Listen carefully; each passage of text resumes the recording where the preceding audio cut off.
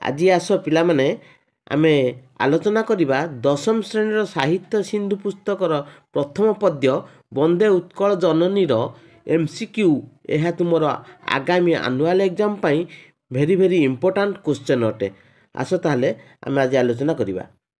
ବନ୍ଦେ ଉତ୍କଳ ଜନନୀ କବିତାର କବି କାହାର ବାରମ୍ବାର ବନ୍ଦନା କରିଛନ୍ତି? ଉତ୍ତର ଉତ୍କଳ ଜନନୀଙ୍କର।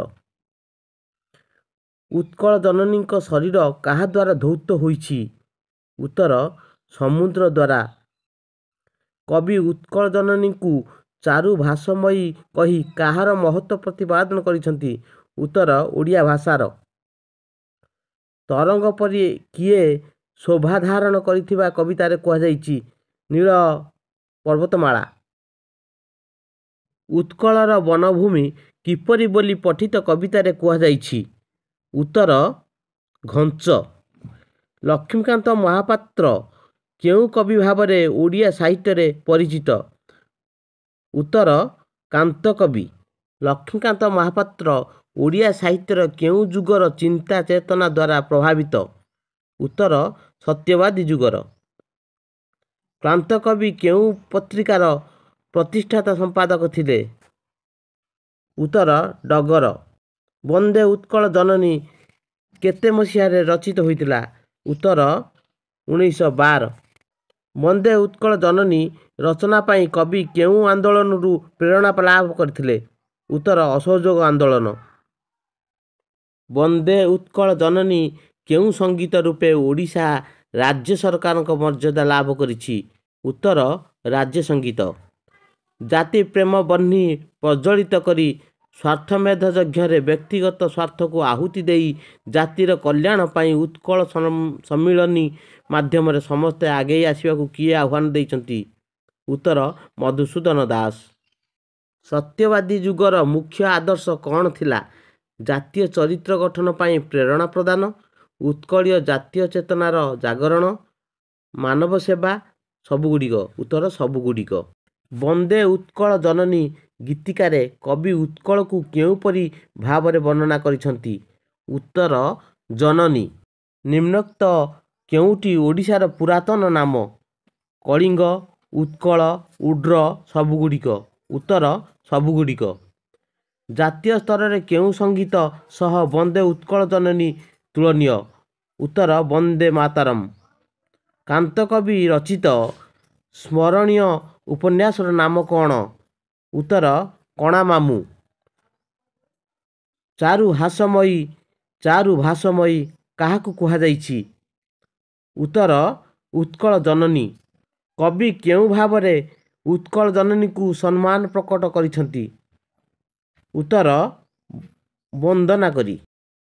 କବିତାରେ ପୟୋଧି କାହାକୁ କୁହାଯାଇଛି? ଉତ୍ତର ସମୁଦ୍ରକୁ। ଉତ୍କଳ ଜନନୀଙ୍କ ଶରୀରକୁ କିଏ ଧୌତ କରୁଛି? ଉତ୍ତର ସମୁଦ୍ର। ନିମ୍ନୋକ୍ତ କେଉଁଟି ସମୁଦ୍ରର ପ୍ରତିଶବ୍ଦ ନୁହେଁ? ବାରିଧି, ସିନ୍ଧୁ, ତଟିନୀ, ସାଗର। ଉତ୍ତର ତଟିନୀ।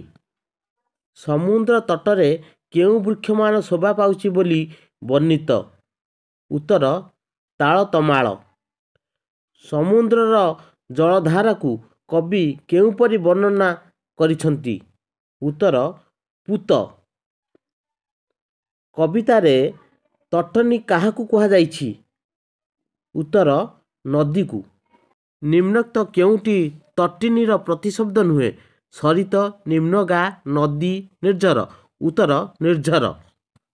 ତଟିନୀକୁ ଶୁଭ୍ର କୁହାଯିବାର କାରଣ କ'ଣ? ଉତ୍ତର ସ୍ୱଚ୍ଛ ଜଳ ଧାରଣ କରିଥିବାରୁ।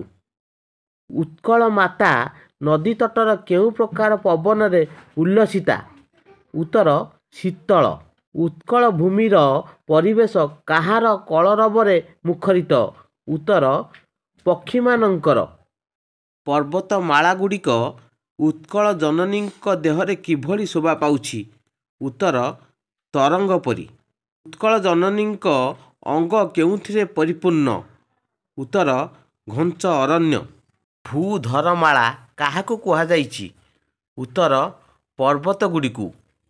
ନିମ୍ନୋକ୍ତ କେଉଁଟି ଭୂଧରର ପ୍ରତିଶବ୍ଦ ନୁହେଁ? ଗିରି, ଶୈଳ, ଶିଖରୀ, କାନନ। उत्तर कानन। नील पर्वत गुड़िक केउं आकृतिरे उत्कल जननीଙ୍କ देहକୁ सजाइछन्ति? उत्तर सर्पिल। घन घन वनभूमि रेखांकित शब्दर अर्थ कौन? उत्तर निघंच। ओडिशा मा केउं प्रकार क्षेत्र सुशोभित? उत्तर धान क्षेत्र। उत्कल जननीଙ୍କ चक्षु केउं आलोकरे उज्ज्वल? उत्तर ज्ञान विज्ञान। केउंमानक कुटीर जोगु उत्कल जननी पवित्र? उत्तर जोगी ऋषि। उट्टज शब्दर अर्थ कौन? उत्तर कुड़िया। धार्मिक और आध्यात्मिक परंपरार मुकसाक्षी रूपे उत्कल भूमिर कौन शोभा पाउछि? उत्तर मंदिर। ओडिशार पवित्र मूल गुड़िकु कौन बोली कुहाଯାଇଛି? उत्तर तीर्थ। उत्कल जननीଙ୍କ बेश केउथिरे शोभा पाउछि? उत्तर चारुकला। उत्कल प्रदेश केउथिरे पूर्ण बोली कुहाଯାଇଛି? उत्तर पुण्यतीर्थ। उत्कल माताଙ୍କ शरीर काहा रक्तरे अनुरंजित? उत्तर शत्रु। उत्कल भूमिर सुरवर बोली काहाकु आख्या दियाଯାଇଛି? उत्तर श्रेष्ठ योद्धा। केउंमाने सारा विश्वरे स्नेहभाजन होइछन्ति? उत्तर विद्वान। कृतवर शब्दर अर्थ कौन? उत्तर ज्ञानी गुणी व्यक्ति। काहार अनिंद्याकृति भुवन विदित? उत्तर उत्कल जननी। जुगे जुगे केउंमाने उत्कल मातांकर वंदना करि आसिछन्ति? उत्तर महान कवि। वंदे उत्कल जननी केउं प्रकार कविता? उत्तर जातीयतावादी, मातृभूमि प्रशंसक, देशात्मबोधक, सबुगुड़िक। उत्तर सबुगुड़िक। एही गीतिका केउं प्रकार भावनार मनज्ञ कृति? उत्तर देशात्मबोधक। वंदे उत्कल जननी को छाड़ी कांत कविंक अन्य केउं कविता खूब लोकप्रिय? उत्तर सबुथिरु वंचित करी। जातीयता भाव, देशप्रीति और जातीय वीर वंदनामूलक कविता गुड़िक कांत कविंक केउं कविता संकलन रे स्थानित? उत्तर जीवन संगीत। पूत डैश विधौत शरीरा? उत्तर पूत पयोधिवि धौत शरीरा। ताल डैश सुशोभित तीरा? उत्तर ताल तमाल सुशोभित तीरा। शुभ्र डैश कूल शिखर समीरा? उत्तर शुभ्र तटिनी कूल शिखर समीरा। डैश वनभूमि राजित अंगे? उत्तर घन घन वनभूमि राजित अंगे। नील भूधरमाल साजे डैश? उत्तर नील भूधरमाल साजे तरंगे। डैश मुखरित चारु विहंगे? उत्तर कलकल मुखरित चारु विहंगे। सुंदर साली डैश क्षेत्रा? उत्तर सुंदर साली सुशोभित क्षेत्रा।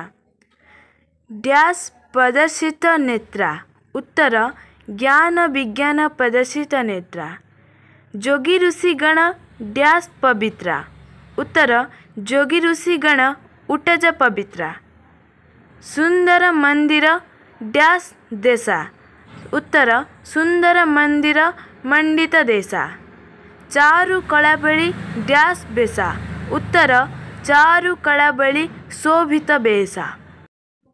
पुण्य तीर्थचय पुण्य डैश? उत्तर पुण्य तीर्थचय पुण्य प्रदेशा। उत्कल सुरवर डैश? उत्तर उत्कल सुरवर दर्पित गेहा। अरिकुल शोणित डैश देहा? अरिकुल शोणित चर्चित देहा। डैश कृतवर स्नेहा? उत्तर विश्वभूमंडल कृतवर स्नेहा। कविकुल मौली डैश वंद्या? उत्तर कविकुल मौली सुनंदन वंद्या। भुवन डैश कीर्ति अनिंद्या? भुवन विघोषित कीर्ति अनिंद्या। धन्ये डैश चिरशरण्ये? उत्तर धन्ये पुण्ये चिरशरण्ये।